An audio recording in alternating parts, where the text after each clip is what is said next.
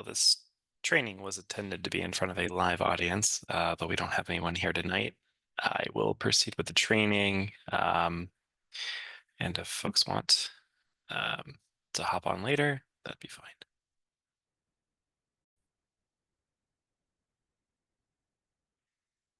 All right, so tonight's training offered by the Two Rivers Ottaquechee Regional Commission is focused on cell towers and Vermont Section 248A process. Here's the agenda for this training.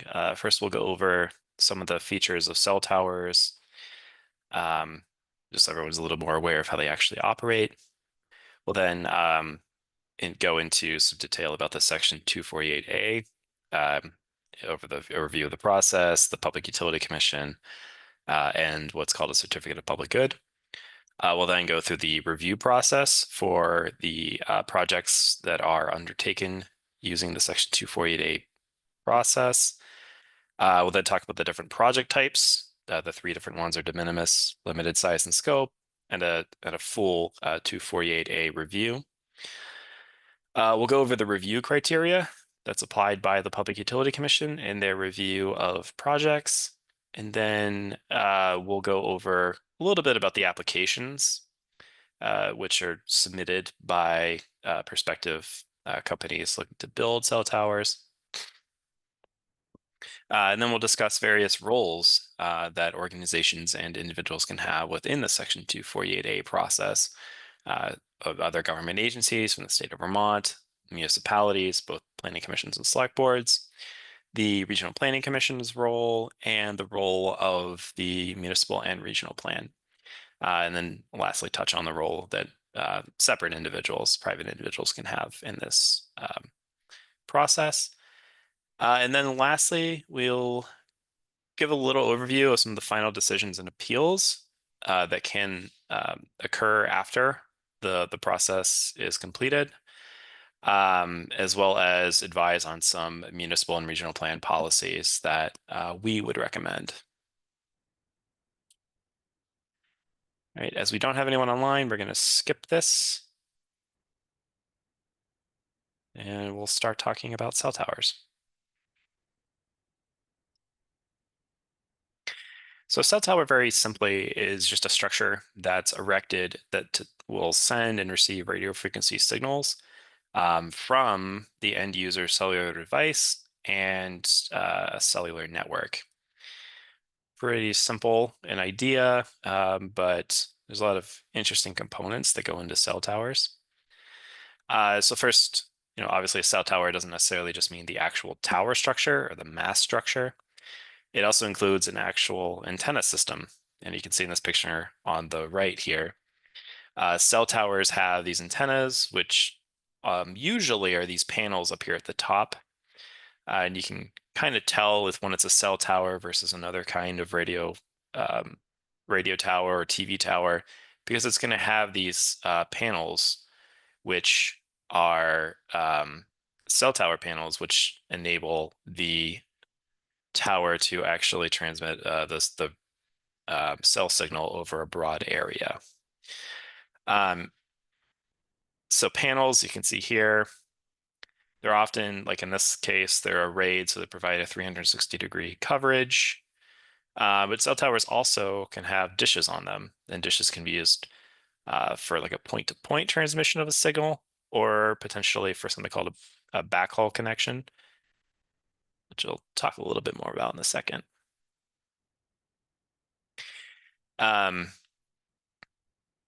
So the backhaul connection equipment is actually what networks each cell tower to each other.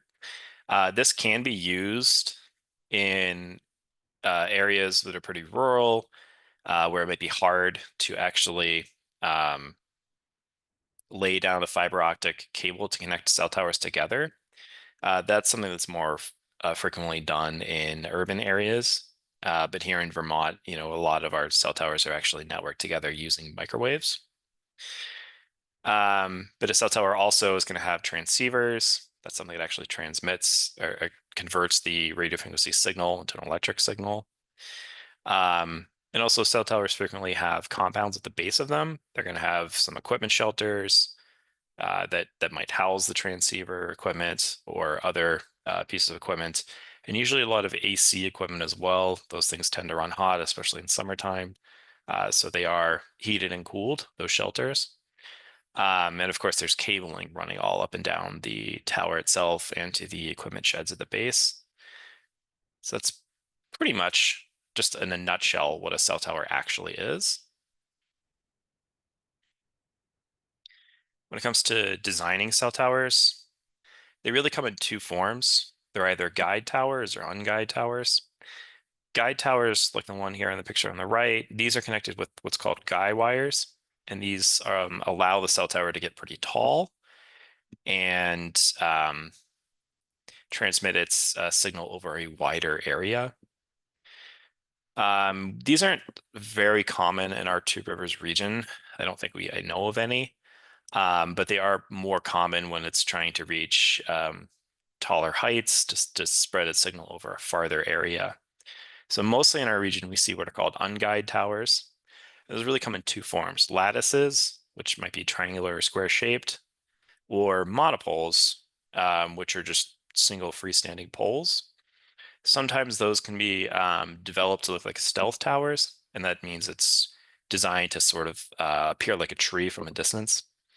That works if the cell tower is only going to be maybe a few feet higher than the average height of the trees around it, but it's not always possible to make a monopole into a stealth tower. Um, there's another type of cell tower too, which doesn't get regulated in Vermont using the Section 248 process because it's only a temporary structure.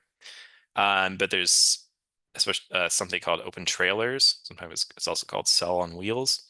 That's when a tower will be mounted on a mobile trailer, which could be used during an emergency, especially if a cell tower has been taken out during the event of a disaster.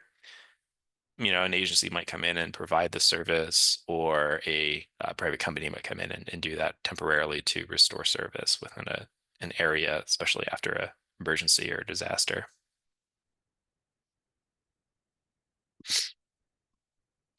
And lastly, in this section, we'll talk a little bit about some federal regulation of cell towers. So the Federal Communications Commission has rules, as a federal body, has rules for administering the National Environmental Protection Planning Act, sorry, that's NEPA, and the Endangered Species Act and the National Historic Preservation Act. So they apply and interpret rules which go into how cell towers are sited, how they're reviewed, how they're permitted. Then the second federal agency also provides a little bit of oversight of cell towers. That's the Federal Aviation Administration. And their regulations exist to make sure that there's no potential, uh, you know, strike from an aircraft onto a cell tower.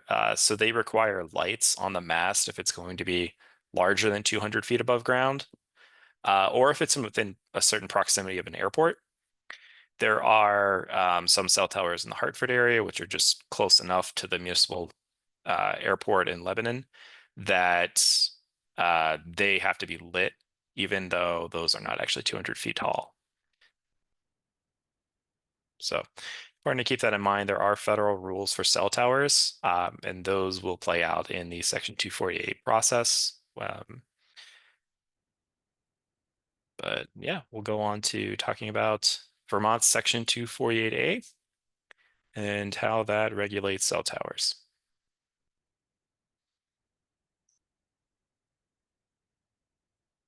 So Section 248A is a process that was established in the Vermont statutes for the Public Utility Commission to review, regulate, and permit applications for networked telecommunication facilities. The key word there is networked. If a tower is going to be constructed for an individual's use, but it won't be networked with other telecommunication facilities, it's not eligible to undergo review and permitting through the Section 248A process.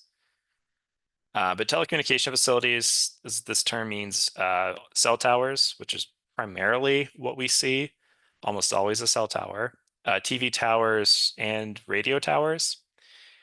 Cell towers almost always are what's up for discussion in our region and in the state.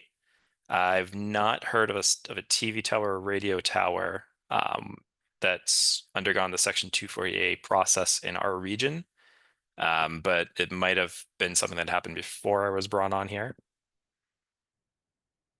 And if a project is going to undergo the Section 248A process, which is an option they can take, that also exempts them from any local zoning regulations and from Act 250 permitting. Previously to the establishment of the Section 248A review process, cell towers did have to undergo Act 250 permitting. But when Vermont created this process, that exempted it from Act 250.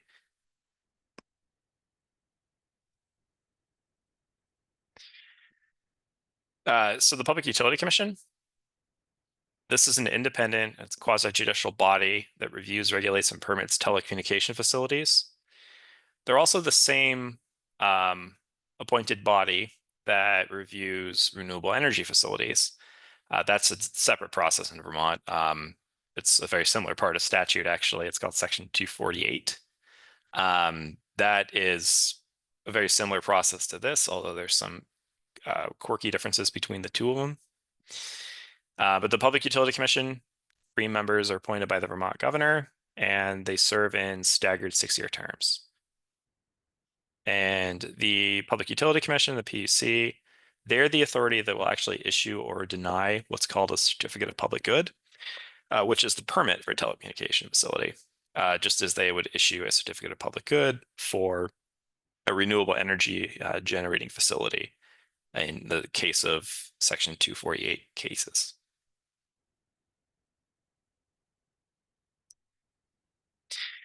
And so very simply, the certificate of public good, it's a permit that's issued or denied by the PUC for these telecommunication facilities. The PUC can also attach conditions to that permit.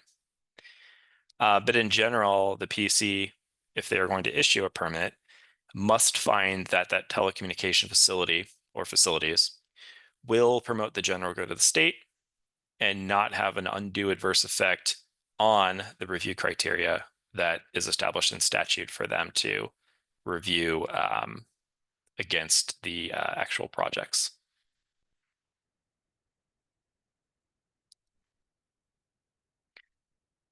So having talked a little bit about the Section 248 process, we'll now talk about what the actual reviews look like. So the review process starts when the PUC receives an application. Some projects might have to submit a 60-day advance notice that they're going to file an application. Some won't have to if it's a certain type, but in general, the review process really starts when that application is received by the PUC, or sent to the PUC, I should say. When it's received, that starts a 30-day comment period. At that point, petitioners, which could include select boards, planning commissions, or individuals, as well as Vermont state agencies and the Regional Planning Commission, where that project is planned, can file public comments, request to intervene in the proceedings, or a request for an evidentiary hearing. But at the same time, while that comment period is going on, the PUC will meet to review the application to determine the project type, which we'll talk about the 3 different project types more in a second. And then the PUC will review the application to determine if it raises a significant issue.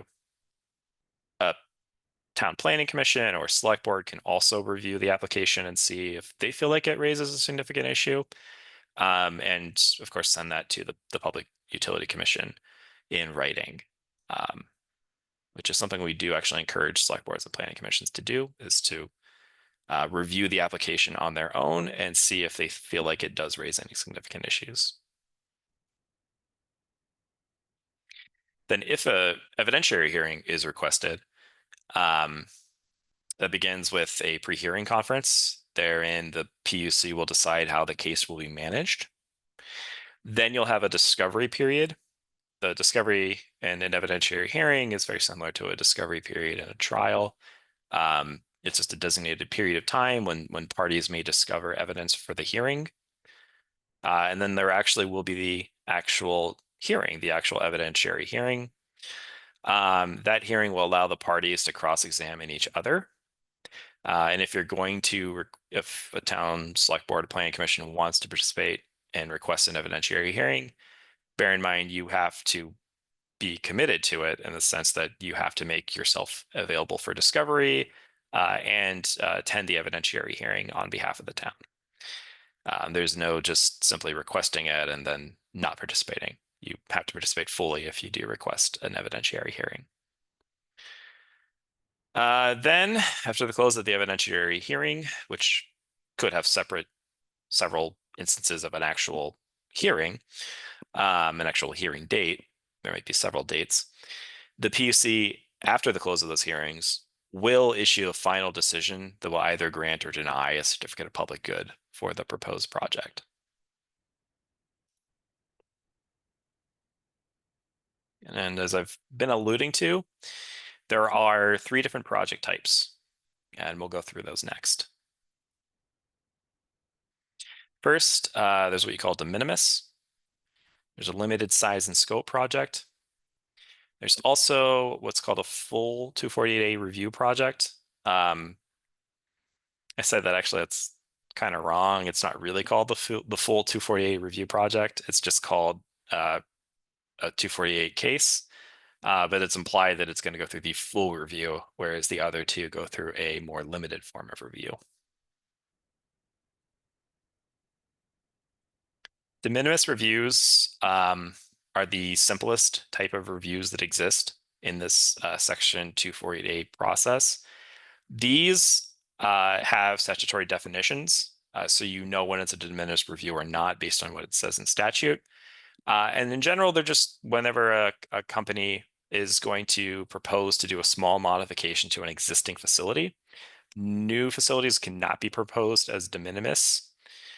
Statewide and in the Two Rivers region, a majority of the applications, 80 to 90%, are de minimis. There are also certain criteria which are established in statute that tells you whether a project is de minimis or not, such as no increase in the height and width of the existing mast, new or modified equipment, usually antenna, mounted on the mast, cannot extend more than 10 feet vertically above the mast, cannot extend more than 10 feet horizontally from the mast, and no more than 300 square feet of new impervious surface can be created, and no more than 75 square feet of new surface area can be created on the actual mast. As long as a project satisfies these requirements, it can be considered de minimis. If it's going to violate one or more of these criteria, it won't be considered de minimis, and likely it'll be considered limited size and scope project.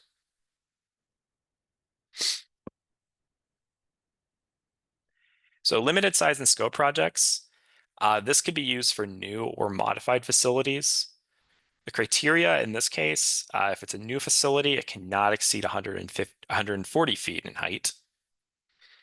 And if it's for a modified facility, it cannot exceed 200 feet in height. And or cannot increase the width of the facility by more than 20 feet.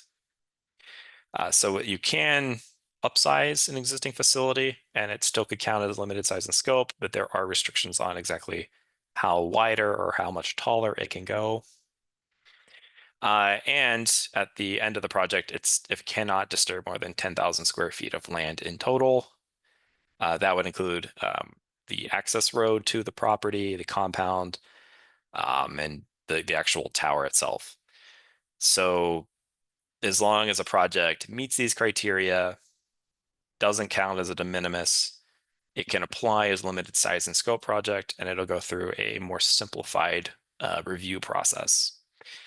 There's several towers lately that have been proposed which have aimed to be limited size and scope. So it's also pretty common in our region and in Vermont that projects opt to try to be limited size and scope projects. Then the third type exactly called the full 248 review. It's just any project that's not a de minimis project or limited size and scope. And if a project can't qualify as a de minimis or limited size and scope project, there's no height or spatial limitation that's then imposed on the structure. But if a structure is going to be larger than 200 feet above ground, it will have to be lit as per Federal Aviation Administration rules. And of course, this also can be for new or modified facilities. There are at least one project that's been proposed lately in the Two Rivers region that will be a full 248A review project.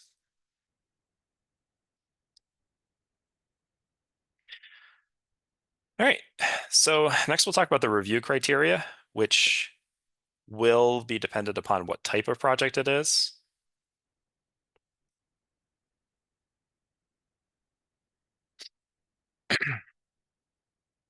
So under Section 248A in statute, projects that are proposed, and if they're uh, in interested in having a certificate of public good through the 248A process, they cannot have an undue adverse effect on aesthetics, historic sites, air and water purity, the natural environment, public health and safety, public use and enjoyment of the Interstate 89 and Interstate 91 scenic corridors, and any highway designated as a scenic road.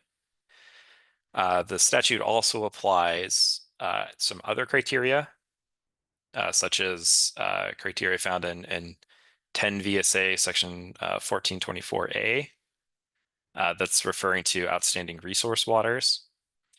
And there's also some Act 250 criteria. Almost all Act 250 criteria is applied to projects that undergo the Section 248 review process. As you can see, so 10 VSA 6086 is the criteria for Act 250 cases. Most of those criteria are applied. However, as I mentioned just a second ago, not all of this criteria is applied depending on what type of project it is. If it's a de minimis project, no Section 248 review criteria is applied. If it's a limited size and scope, it depends. It depends on what will be applied.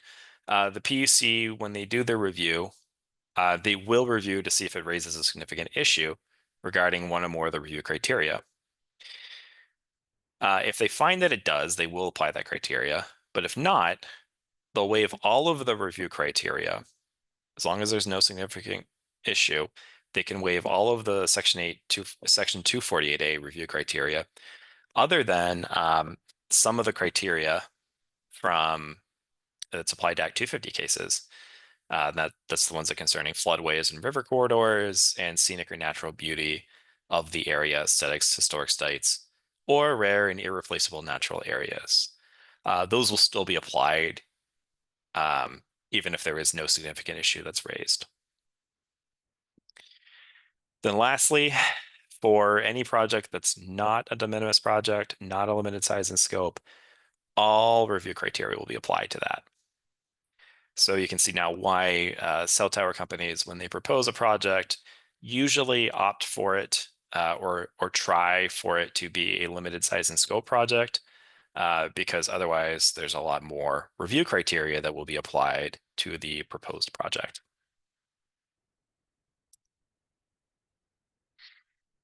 Okay, next we're going to touch on the actual application that is submitted to the PUC. So when you have a limited size and scope project or a project that is a full 248A review project, it's expected you'll have the applicant's name, the host landowners identified, certification that all of the filing requirements are met, and copies of any existing permits, if applicable. This could include certificates of public good from a previous project at that site, or any existing Act 250 permits or local zoning permits that might have predated the Section 248A process. You also have to have a project description, which includes site plans, elevation drawings, coverage maps. Coverage maps being the area expected to receive coverage from the cell tower antennae that will be mounted on the mast of that cell tower. You also need to define, or an applicant needs to define the project scope and the narrative. So you need to say how it's going to be networked with other existing or proposed cell towers. And also to demonstrate co-location restraints. So the applicant needs to demonstrate that the proposed equipment cannot co-locate on existing structures within the area. Um, and that if it is possible that co-location could be undertaken and that the same coverage goals from the cell tower company will still be met, they can also instead demonstrate that co-location would cause an undue adverse effect on aesthetics. It is true that co-location will require a cell tower to be built taller. So if a cell tower is in an area and previously it's only a little higher than a tree line around it, and they were um, made to build a stealth tower, if it's going to be an extra 20 feet taller to do that and it no longer looks convincing as a stealth tower, they could argue that that co-location there would cause an undue adverse effect. But there's other cases where they may be able to argue that as well. And lastly, that the applicant needs to demonstrate that the project will promote the general good of the state. So there's a lot of impetus placed on the applicant when they're doing a full 248A or limited size and scope project.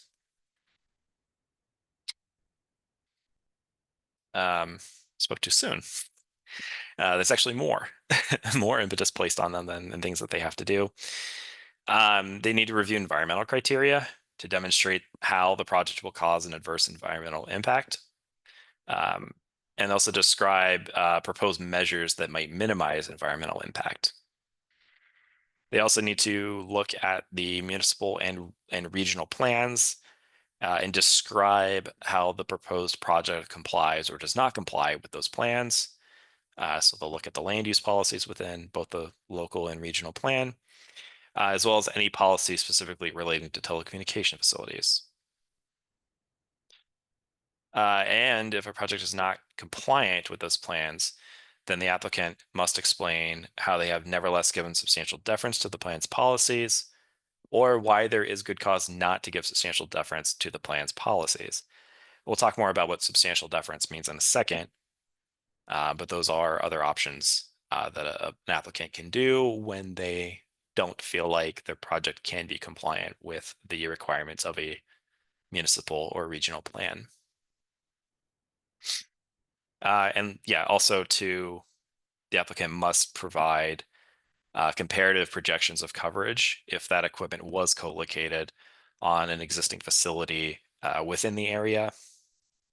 Every applicant is going to have a coverage goal that they're trying to meet when they undertake the process of constructing a cell tower. So certain co-location may or may not help them to achieve that coverage goal in all the areas that they're trying. But they have to demonstrate what would happen if they were made to co-locate.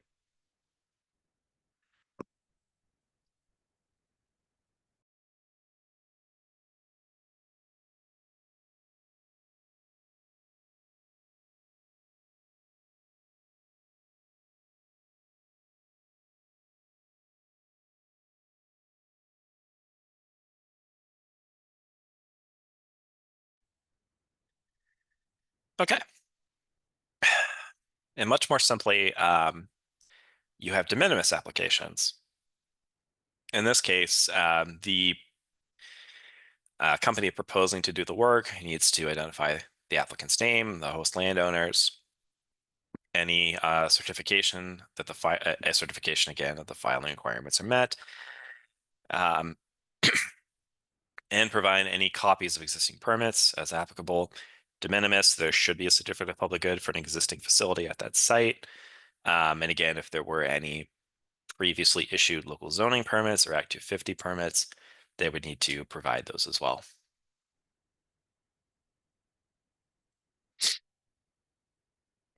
Uh, and much more simply, in the de minimis, in the case of de minimis project, the applicant just needs to provide a project description that includes a site plan, which might be an amended form of their previous site plan they submitted, a project scope and narrative. So they must certify that the project constitutes a de minimis modification to an existing facility. Of course, the PUC, still holds the right to make that determination on their own.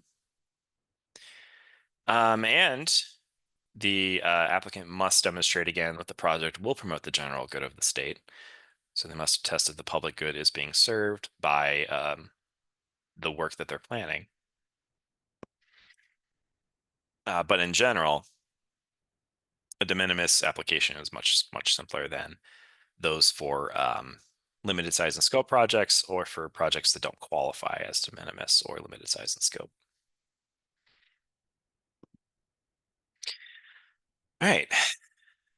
So next, I'll talk about the roles within the 248A process.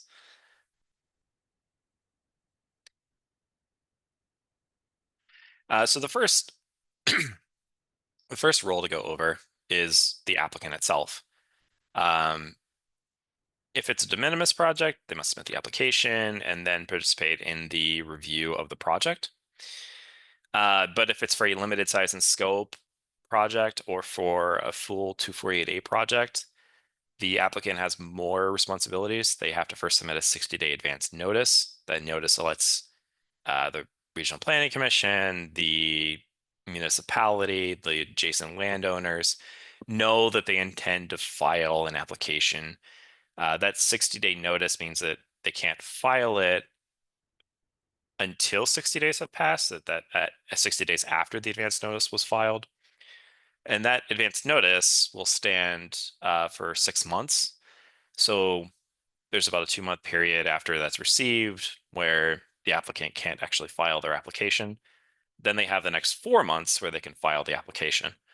If something happens, they're delayed in getting the application submitted, and 6 months go by after they've submitted the 60-day advance notice, the Public Utility Commission will then consider it closed, and the applicant, if they do want to pursue the project, will have to submit a new 60-day advance notice after 6 months. So it starts the process over again, and they have to wait 60 days to actually file their application. The applicant also may be forced to attend a public hearing if that's requested.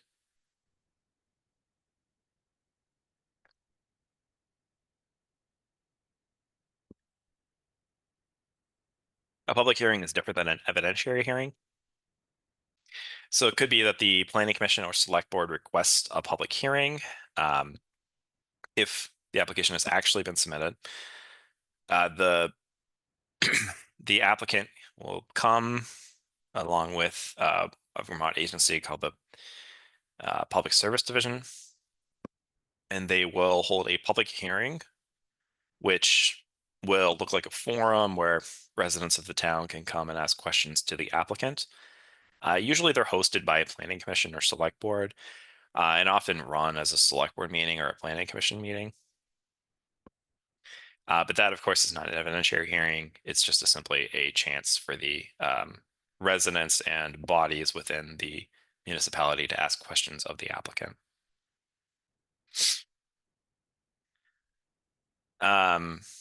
Yep. So then the applicant will actually submit the application after that 60-day advance notice period has expired. They can then also, they'll have to participate in the PUC's review of the project.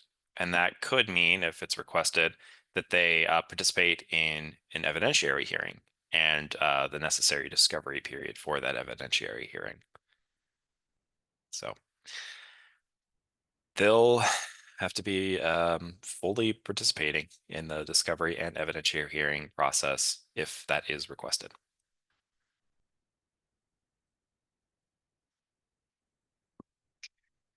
So the Vermont Department of Public Service is another agency that has a role within these 248A proceedings. They're tasked with representing the public interest in those proceedings.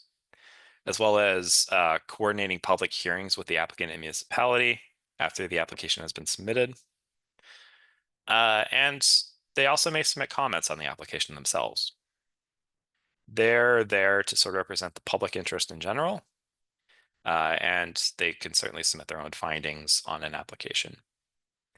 They also retain experts to conduct independent analyses when appropriate. So that is something in statute that they do.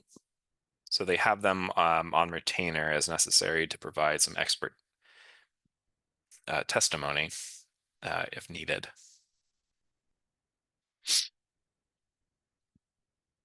Then there's two other agencies that also have a role in reviewing Section 2488 cases.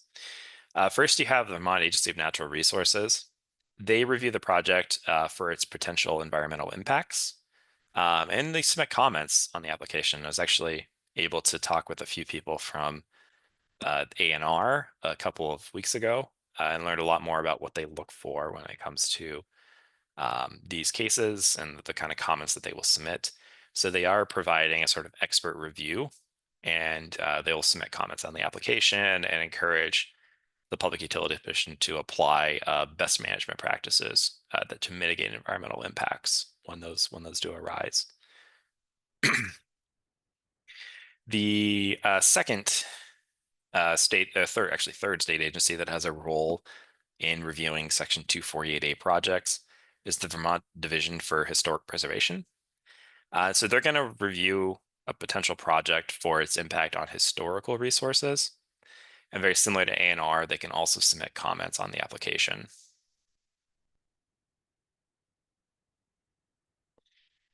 But another, very important part of reviewing these projects is the municipality.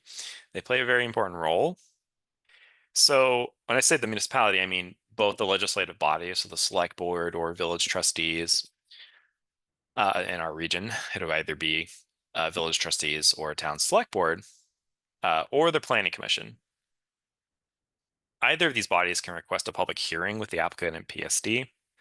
They can submit comments and recommendations to the PUC within the 30-day comment period. They can submit a request to intervene, and they can submit a request for an evidentiary hearing. It's under statute, pretty much the responsibility of the municipality to request an evidentiary hearing. They can also, if they do request an evidentiary hearing, they can provide testimony in those hearings.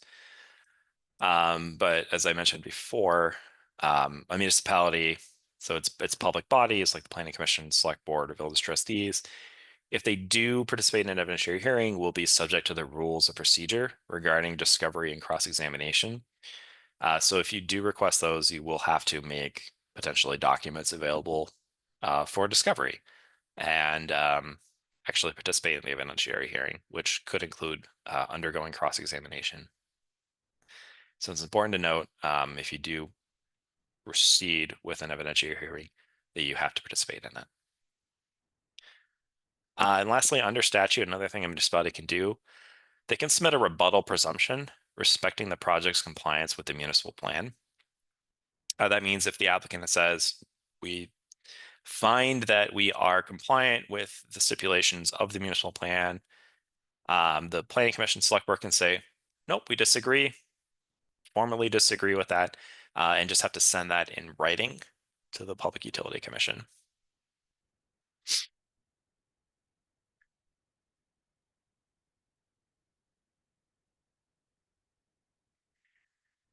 So an important part of this process also is the municipal plan. Under the 248A process, unless there is good cause to find otherwise, substantial deference is given to the municipal plan and to the recommendations of the municipality's legislative body and planning commission concerning the municipal plan. That could mean, some interpretive text is provided to the PUC from the town's select board, village trustees, or planning commission, just to provide a little more context or clarity if something is unclear in the municipal plan. But substantial deference is important, and that's something that your plan is given automatically in this process. It's a little different how it works in the Section 248A process, where you have to have something called an enhanced energy plan that's a part of your town plan in order to get substantial deference. In the 248A process, substantial deference is given automatically to the municipal plan. However, substantial deference can be lost in this process. And what substantial deference actually means is just that it's presumed correct, valid, and reasonable. But if the PUC in the course of the proceedings has good cause to find otherwise, and good cause means there's evidence that the substantial deference required would create a substantial shortcoming detrimental to the public good or the state's interests, then they can ignore or they can deny substantial deference to the municipal plan, which is something municipalities don't want to see happen because the municipal plan is the document that will guide and inform a lot of regulation through the 248A process.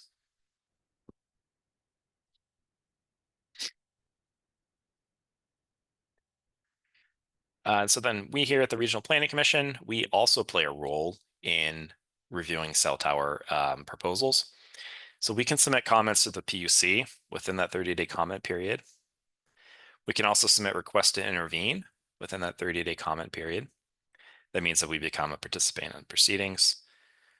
We are not under statute given the authority to request an evidentiary hearing. That request really needs to come from the municipal body, from a municipal body, either the planning commission, select board, village trustees.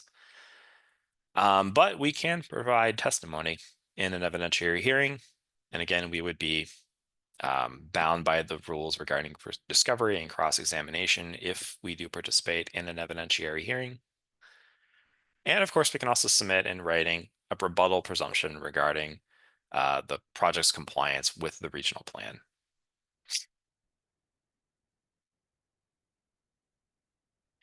Same rules with substantial deference apply to our regional plan as the municipal plan. So our plan is given substantial deference unless there's good cause to find otherwise. And the good cause, again, means the same thing. There has to be evidence that if the policies within a regional plan were applied and that would create a substantial shortcoming detrimental to the public good or the state's interests. So we try not to have policies that are going to lose our plan substantial deference. We try to craft our policies so that our plan can maintain its substantial deference and the policies that we recommend can be applied.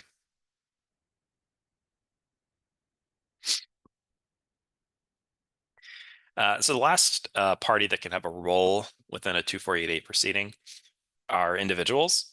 Individuals may submit comments to the Public Utility Commission for consideration within the 30-day comment period that opens after the application is submitted. They can also submit a request for intervention within that same 30-day comment period, but there's some stringent criteria that must be met for an individual to be given party status.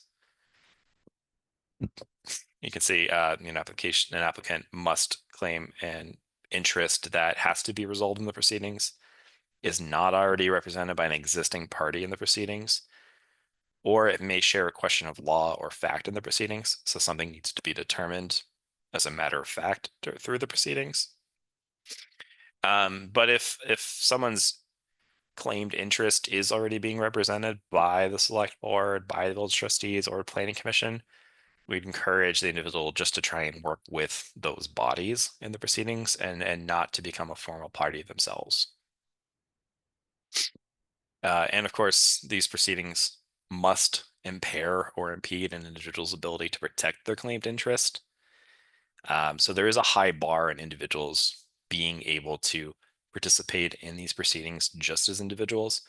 We strongly encourage any individual who's perhaps interested in participating to just work with the town select board, village trustees, or the planning commission.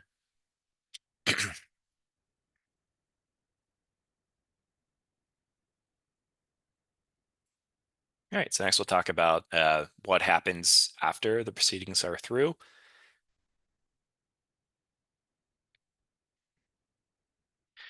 So in the case of a de minimis project, a final decision is going to be issued 30 days after its filing. That timeline might be stayed if a petitioner does object to the application's classification as a de minimis project. So when we talked about applications, de minimis applications, one of the requirements was that the applicant had to assert that this is indeed a de minimis project.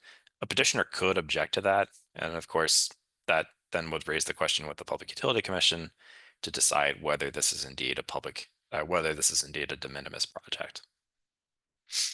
But in general, it's a pretty short timeline for getting a decision for de minimis projects. For limited size and scope projects, or projects that are neither a limited size and scope project or a de minimis project, it really depends on whether a significant issue was raised during the review. You can see for both limited size projects and full 248 review projects, if no significant issue was raised, a decision will be rendered 60 days from the completed filing. However, if a significant issue is raised, there's a different timeline. For limited size and scope projects, that's 90 days from the completed filing.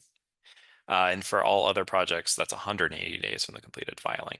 So it may take a while after the close of all the completion of the review and the close of any potential evidentiary hearings for a decision to actually be rendered.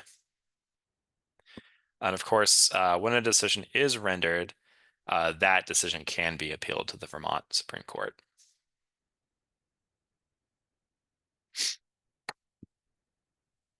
So lastly, just want to go through some recommended policies for towns when they're thinking about writing their town plan to have telecommunication policies or land use policies that would affect those.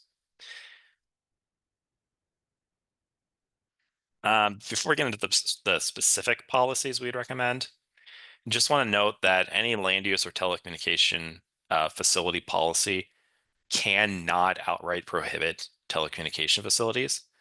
That would lose your plan substantial deference if you said no telecommunication facilities are allowed in our town. Town plan can also not have the effect of prohibiting telecommunication facilities. You can't say that all telecommunication facilities must be buried underground. That would effectively prohibit a telecommunication facility. So again, that would lose substantial deference for a municipal plan if they had a policy in it. So it definitely just would not be applied. The last thing, the policies that are proposed within the plan must not be unreasonable, invalid, or making incorrect demands on projects. So they have to be reasonable, valid, and really things that just can be actually applied to a project. So just I'm going to give everyone the warning. Your town plan cannot prohibit telecommunication facilities or have the effect of prohibiting them or make any really unreasonable or invalid demands on a project. But we do encourage towns to think about what policies they want to apply to a telecommunication facility. So think about siting. Are there places you want it to be prohibited, like in a FEMA floodway?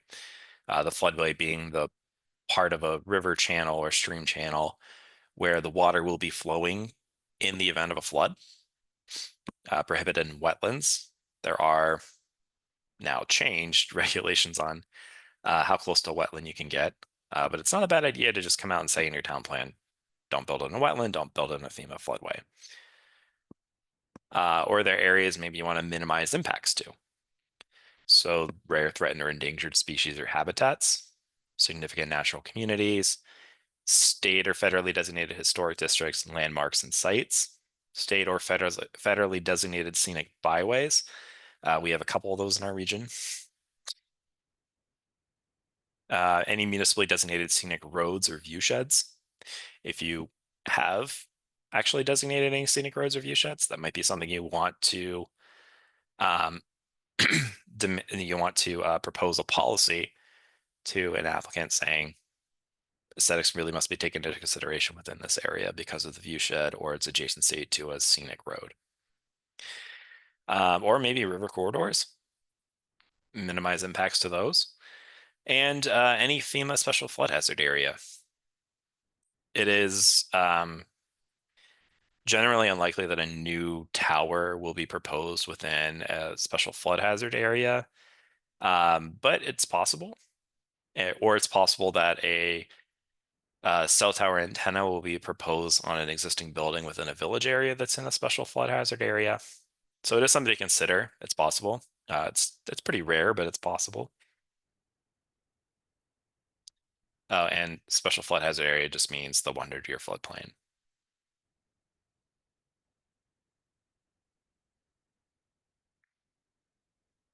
So you can have policies relating to co-location requirements. If the coverage goals can be reached by the applicant and they're able to co-locate, ask that they be co-located then. Height. In general, the height will be allowed as long as it's necessary to meet their coverage goals. So, but simply ask maybe for a policy or consider a policy saying no taller than the minimum height necessary to meet the applicant's coverage goal. Some town plans I've seen say something like no higher than 10 feet above, no higher than 10 feet over the average height of the trees around it. It's a policy that probably isn't going to stand up to a lot of scrutiny. It could be that the forest around it is 70 feet tall, but the tower needs to be 130 feet to reach its coverage goal. It's going to it's going to be issued then a permit for 130 feet as long as it's promoting the public good and it's not violating anything else. So instead of saying something like higher than the average height of the trees around it, simply say minimum height required to meet coverage goals. You could propose a requirement for a fall zone. Cell towers are almost always, when they're newly built, put out on a ridge line or near a ridge line on a hill or a hill slope. There's usually nothing around it anyway. No existing structures in the immediate area. But consider having a requirement for a fall zone. Maybe it would be like 1.5 times the height of the structure. That way, if in the event that it falls over, it doesn't hit an existing structure at the area. Now, notwithstanding the compound built around it, but no one's house or building is in the area where it could fall, or you could require it being 2 times higher. It's something to take into consideration. When it comes to decommissioning, you could maybe require a bond. So in the event that a tower is decommissioned and another one's not going to be built at the site, there is a bond out there to actually decommission and deconstruct the tower.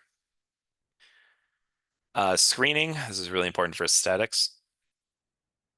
You could say or propose that the tower must be built down off the ridge line. A lot of towers that I've seen proposed lately are being built not at the top of the ridge line, they're being built below it. And that is intended to do a little screening then of the compound. So any like fence or structures around the base of the tower won't be seen by people.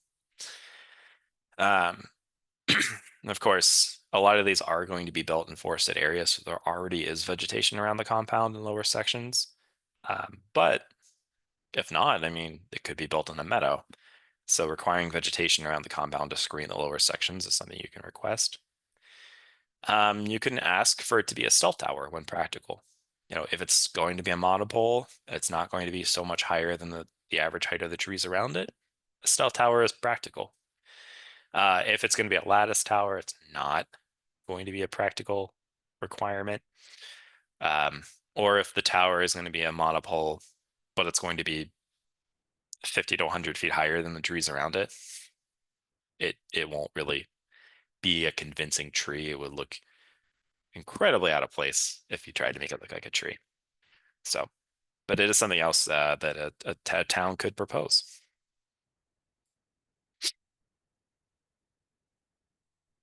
There's a couple other things we recommend. So these towers will have to be powered. They're going to be potentially lit up. They're going to have electric equipment that has to have a power source. Um, they're running AC in the equipment shelters.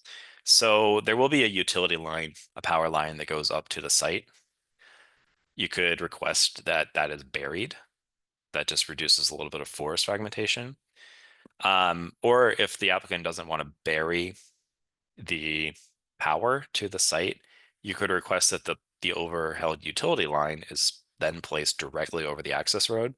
That reduces a little bit of forest and habitat fragmentation. We've seen proposals where there's an access road and then there's a separate direct line where the power is going to go and it's not over the access road. So the tower is sort of cutting up the forest twice. So that is something else a town could consider under including within their town plan. When it comes to access roads, I mean, cell towers have to have an access road to it. It may not be required for construction. It may be the case that it's actually going to be helicoptered in to place, but the cell tower will have to have a road to it no matter what, because eventually someone from that company is going to have to come out and service the site and do maintenance on it. But the access road then, think about it. If you have requirements about steepness of grades for new roads or driveways, think about matching those. Maybe something like no more than a 25% grade. That's very steep road already. Um, and of course, a steep road, especially a road that's not going to be actively maintained, is going to have erosion potential and it's going to generate a lot of stormwater runoff. So think about that. Definitely something to consider, especially if there's structures that may be down road, maybe down the access road from this. I'm sure they don't want to be dealing with a lot of stormwater. And we also, consider limiting the access to the access road to only the landowner and facility operator. It's not unreasonable if someone puts in a cell tower, has an overhead power line and an access road built to it, that the landowner might see some new subdivision potential. There's a road built, there's a power line. They might think they want to parcel off some land adjacent to the road because they already have a power connection and they have a road there. So consider that too. If subdivision, especially of like forest block areas or good wildlife habitat is something you don't want to see in your town, you could require a gate at the end of the access road at the point where it just becomes an access road solely to the tower. And this, of course, we propose this because we just want to remove some of the potential that someone wants to subdivision there. All right, but in a nutshell, those are the policies we recommend.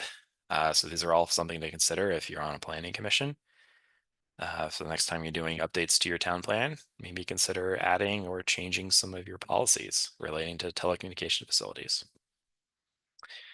All right, I'm going to close this here because there is no one here to ask a question. But I hope for anyone watching this in the future, this has been an informative and useful training.